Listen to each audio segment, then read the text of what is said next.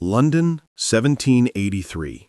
A desperate father stole a single loaf of bread to feed his starving children. Within hours, he stood before a judge who sentenced him to death for stealing something worth less than 5 shillings. But here comes the twist that'll shock you. Death was actually the kinder option. What I'm about to tell you will completely destroy everything you thought you knew about British civilization. Behind those powdered wigs and fancy courtrooms was a system so twisted, so cruel, that it makes medieval torture chambers look like summer camp. You think you know the British Empire? The same empire that claimed moral superiority over the world while building the largest empire in history? Well, buckle up, because what they really did to keep control will haunt you long after this story ends.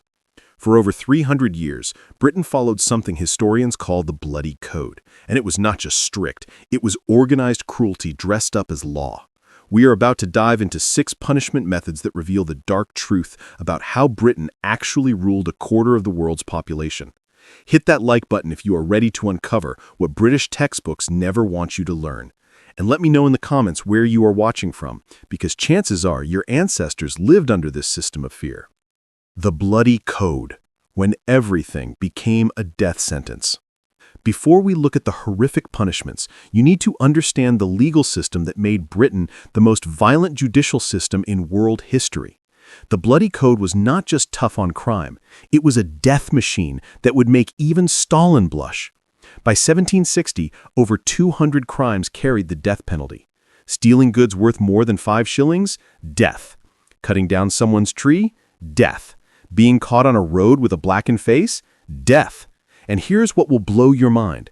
These were not ancient barbaric rules. These were modern laws passed by educated men in Parliament who truly believed mass executions were the best way to keep society in order. Picture this nightmare. Children as young as 7 could be sentenced to death for pickpocketing. A hungry person stealing food faced the same punishment as a cold-blooded killer. One small theft by a family member could destroy an entire household. But here's where it gets even worse. The men who created this system were not being accidentally cruel.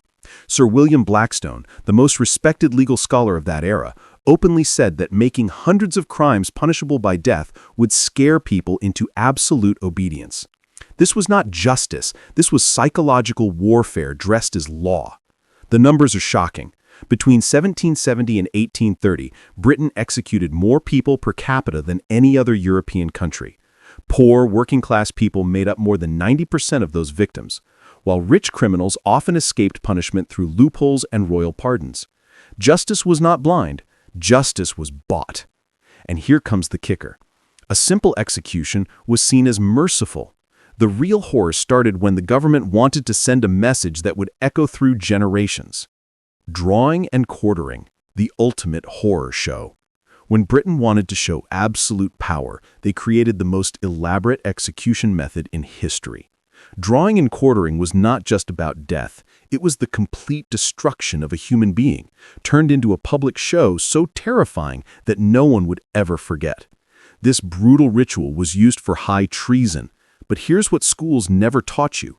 Treason was defined so broadly it could mean making fake coins, writing letters to foreigners, or even saying the wrong religious belief. Let me take you through one execution in 1606, because what happened to Guy reveals the cold, calculated cruelty behind this punishment. Picture yourself in a huge crowd of thousands gathered at Westminster, promised a show of royal justice they would never forget. First, the condemned traitor was dragged through cobblestone streets on a wooden hurdle behind horses. This journey lasted for hours, made to ensure the victim arrived at the execution site already hurt and terrified, while crowds threw things and shouted insults. At the scaffold, the real nightmare began. The victim was hanged by the neck, but here is the key detail. They were cut down while still alive and awake. Timing was everything. The hanging had to be short enough to keep them breathing, but long enough to half strangle them and weaken their fight. While the victim was still conscious, the executioner cut open the stomach and pulled out the intestines and organs, often burning them right in front of the victim's eyes. The castration that followed had both practical and symbolic meaning, taking away masculinity while making sure the family line ended with the traitor. Only after this slow mutilation would death finally come through decapitation. But even death did not end the punishment. The body was carefully cut into 4 pieces following exact methods created by professional executioners who traveled across the empire perfecting their craft. And here is where it turns truly horrific. These body parts had political uses. The head was placed on London Bridge, where thousands saw it every day. The 4 quarters were sent to different cities across the kingdom, often to the victim's hometown, as warnings to anyone thinking of rebellion. The preservation methods showed how organized this horror was. Heads and body quarters were parboiled and covered with tar to stop decay, so they could last for months or even years inside iron cages built just for display, turning into tourist sites. The psychological impact spread far beyond the victim. The knowledge that resisting royal authority could lead to such total destruction created a culture of fear that shaped political behavior across the empire. Even private conversations about royal policies carried risks few dared to take. Gibbeting, rotting in chains as living billboards. While most executions ended with death, Britain invented something far more terrifying. Gibbeting left criminals to die slowly in iron cages, hanging from tall posts, turned into living signs of imperial justice as they starved, dried out, and rotted while the public watched. Imagine walking down a country road in 18th century England and seeing human figures trapped in metal cages at crossroads, some still moving weakly, others already reduced to bones and scraps of clothing. These were not just dead bodies. Many were prisoners sentenced to die slowly while whole communities witnessed their gradual decay. The gibbet itself was an engineering design of cruelty. Custom iron cages were shaped to each victim's body, with bands fixing the chest, arms, and legs. The cage was built to keep the criminal alive and visible while stopping escape or suicide. Some lasted as long as 3 weeks, begging for water while locals carried on with their lives. Captain William Kidd's gibbeting in 1701 shows just how planned this punishment was. After his execution for piracy, Kidd's body was hung in chains at Tilbury Point, where it stayed for over 20 years. Ships sailing into the Thames passed under his rotting corpse, a warning to any sailor thinking of crime. The locations were chosen carefully. Gibbets were placed at crossroads, harbor entrances, and busy towns where the most people would see the slow decay. Local judges often picked sites near the criminal's hometown, making sure family and neighbors were forced to face the warning again and again.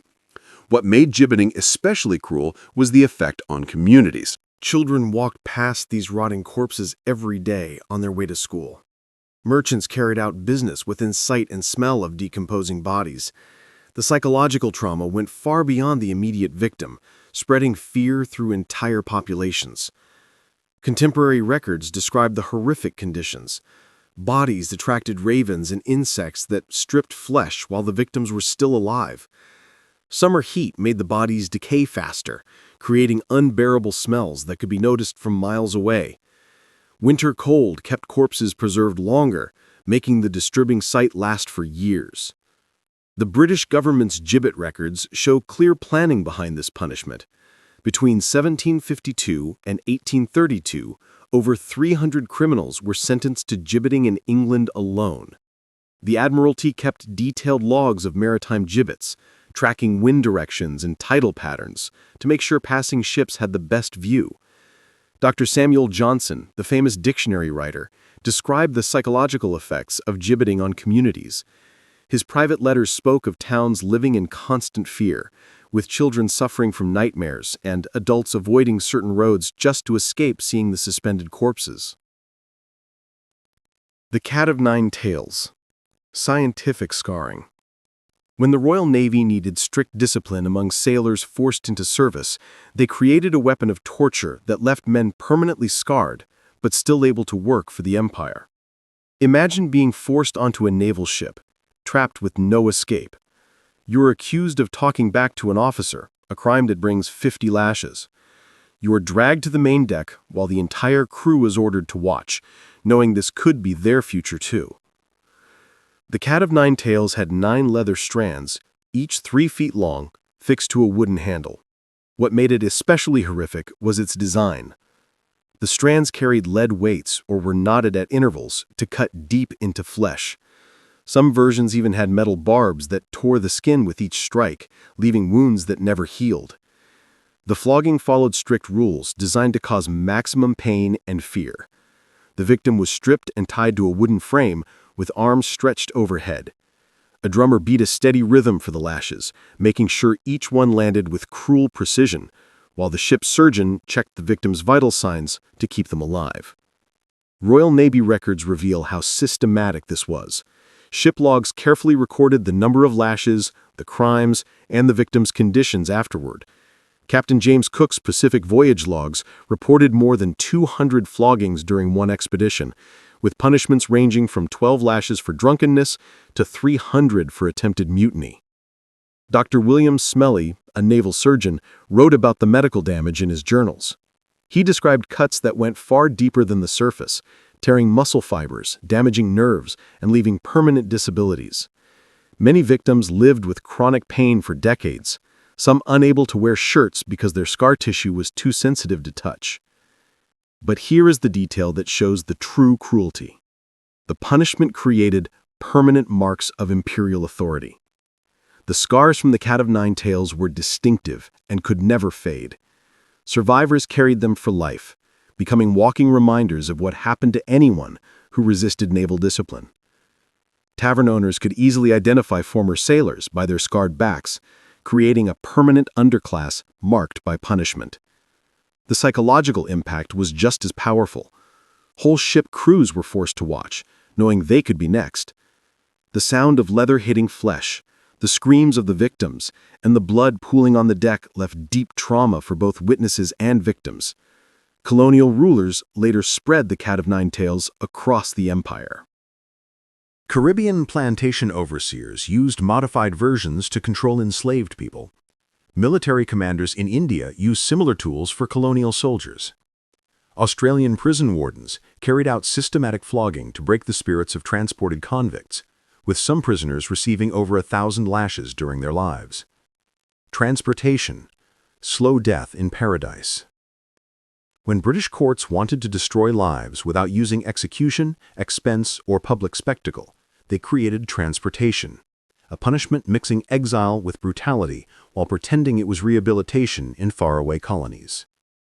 Between 1770 and 1868, Britain transported over 160,000 criminals to Australia, with thousands more sent to America and the Caribbean. These were not immigrants looking for new chances, but prisoners forced onto voyages that many did not survive, with conditions designed to crush those who did. Picture yourself sentenced to transportation for stealing tools at work, a crime that carried 7 years of exile in New South Wales. You are chained in a ship's hold with hundreds of other prisoners, breathing air so filthy that men vomit constantly while infections spread fast through the crowded space. The voyage was built to break spirits before even reaching the destination. Convicts stayed in irons for journeys lasting 8 months with little food, dirty water, and no care for the sick or injured. Captains were paid for each convict delivered alive, giving them reasons to keep prisoners just breathing while spending as little as possible on their needs. Death rates show this cruelty clearly. On average, 15 to 20% of convicts died during voyages, with some ships losing more than half to disease, starvation, and neglect. The transport ship Neptune lost 158 of 502 convicts in a single voyage in 1790, with survivors arriving starved and sick. Dr. John White, a naval surgeon with the First Fleet to Australia, described conditions that defied belief.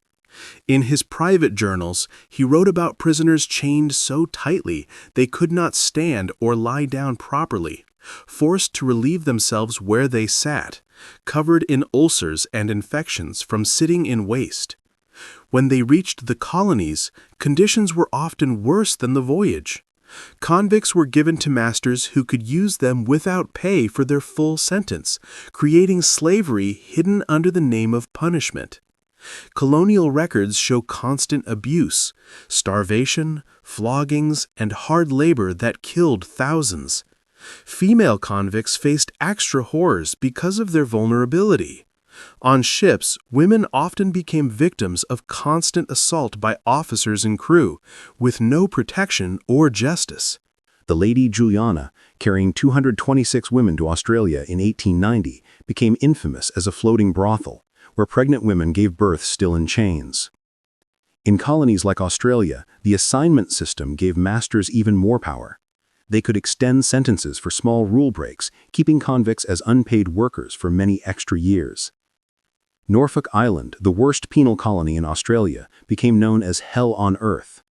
Prisoners begged for execution rather than serving more years in what officials called rehabilitation. Margaret Catchpole, sent for horse theft in 1801, wrote letters describing the deep mental damage of transportation. She told of convicts breaking down from isolation, with many trying to end their own lives rather than finish their terms in this false rehabilitation. Pressing to death, the silence of stones. When British courts dealt with prisoners who refused to say guilty or not guilty, they used a punishment so cruel it showed the purest form of legal sadism. Pressing to death, called peine forte et due, forced pleas through slow torture, while pretending the victim chose their fate by staying silent. The legal logic was carefully cruel. If defendants refused to plead, they could not be tried, convicted, or have property taken by the Crown, but they could not be freed either. Pressing created situations where prisoners faced more and more unbearable torture until they either entered a plea or died without confessing, letting families keep property that would otherwise be forfeited. Imagine being accused of witchcraft in Salem or highway robbery in 18th century England.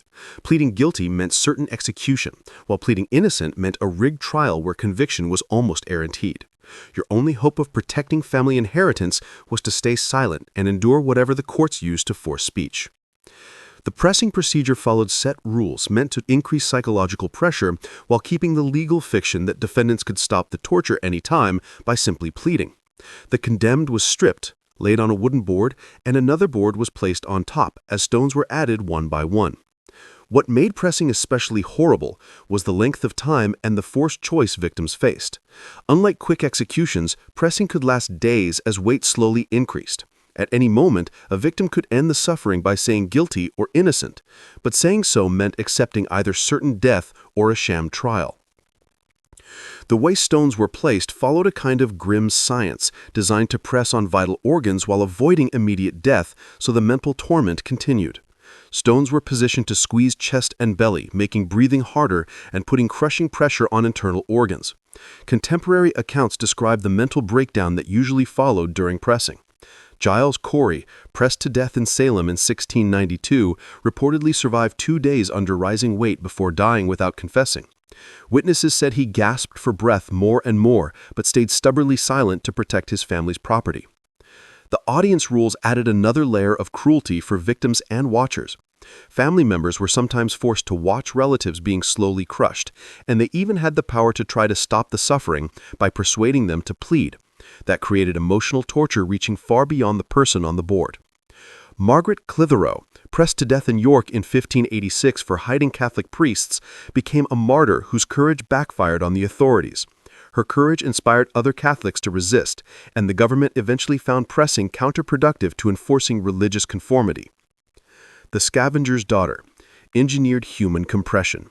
Deep inside the Tower of London, British officials built torture devices that showed how methodical their cruelty could be while pretending to be civilized. The Scavenger's Daughter was made to compress bodies into agonizing positions, causing extreme pain but leaving no permanent marks that might embarrass officials if a prisoner lived. Named after Sir Leonard Skeffington, a Tower lieutenant under Henry VIII, this device solved a practical problem: how to torture people for information while keeping up the appearance that Britain did not use crude, barbaric methods. The solution was cruel and efficient. Imagine being accused of treason, perhaps writing to Catholic conspirators, or saying you supported Irish independence. You are brought to the Tower and led down stone steps into rooms lit by flickering torches, where shadows danced on walls stained by earlier victims' fluids. The Scavenger's Daughter was an iron frame that forced prisoners into a seated position with legs folded against the chest and arms wrapped around knees. Iron bands were tightened to compress the body into a smaller and smaller shape, causing blood to flow from the nose, ears, and sometimes from fingernails. What made this device especially insidious was its medical precision. Unlike rough methods that caused quick death or obvious permanent injuries, the scavenger's daughter caused maximum pain while keeping prisoners alive and able to confess to whatever interrogators wanted. The compression could be increased in stages, allowing interrogators to ratchet up suffering and pressure a prisoner into giving the desired answers. Interrogators increased the pressure step by step until they got the answers they wanted. Tower records described torture sessions lasting hours, with pressure slowly raised while the same questions were asked again and again, giving victims the chance to confess before the device was tightened further. Reports from the time say the mental effects were just as terrible as the physical pain. Victims said it felt like their whole body was being crushed from all sides at once, causing panic, and many confessed to crimes they had never done just to make the torture stop. Dr. John Gerard, a Jesuit priest who survived tower torture, gave detailed first-hand descriptions of the scavenger's daughter. He explained that the compression pressed on internal organs made breathing almost impossible and left the victim stuck in a position where no movement could bring relief. The device was used through the 1500s and 1600s as British authorities forced confessions from religious rebels, political prisoners, and suspected traitors. Tower records show most victims eventually confessed to whatever they were accused of, though many later took back their words once free from torture. Anna Askew, a Protestant reformer tortured in the Tower in 1546, was the only woman recorded as a victim. Her suffering under the scavenger's daughter was so extreme she had to be carried to her execution, unable to walk because of internal injuries caused by the compression torture. The Empire's dark legacy exposed. These 6 punishment methods revealed the real foundation on which the British Empire built its global power: systematic terror disguised as civilized law. The Bloody Code created laws for mass execution. Gibbeting turned bodies into permanent signs of imperial power. The Cat of Nine Tails scarred sailors forever as reminders of what happened to rebels. Drawing and quartering turned executions into public shows of horror that scarred witnesses for generations. Transportation disguised slavery as criminal justice while forcing unpaid labor to build colonies. The scavenger's daughter crushed human bodies with scientific precision, and pressing to death broke victims mentally while keeping the false idea of free choice. What makes this more disturbing is not only the cruelty itself, but how it was woven into law and society, presented as proof of Britain's civilized greatness. These were not rare accidents or emergency measures. They were the very tools of empire, used for centuries and shaping legal systems across the colonial world. The level of suffering is beyond imagination. Hundreds of thousands were executed by the courts. Millions more were scarred, exiled, or terrified into obedience through punishments designed to cause the most pain while keeping imperial control. The psychological conditioning built by these punishments spread fear across British society and its colonies. Children grew up knowing that questioning authority could mean total destruction of body and mind, while families were forced to watch their loved ones tortured. Learning this history shows how cruelty can become normal when a society loses its moral limits. The British Empire proves how law, religion, and culture can be twisted together to make extreme abuse look like civilization. If this look at imperial punishment shocked you, subscribe for more stories exposing the brutal truth behind civilized appearances. Comment below and tell me which of the 6 punishments you found most horrifying and what other dark chapters you want explored. These practices remind us that the worst forms of cruelty often hide inside laws claiming moral purpose. The punishment system of the British Empire stands as a warning of what happens when power is unchecked and a society sacrifices human dignity in the name of order and control.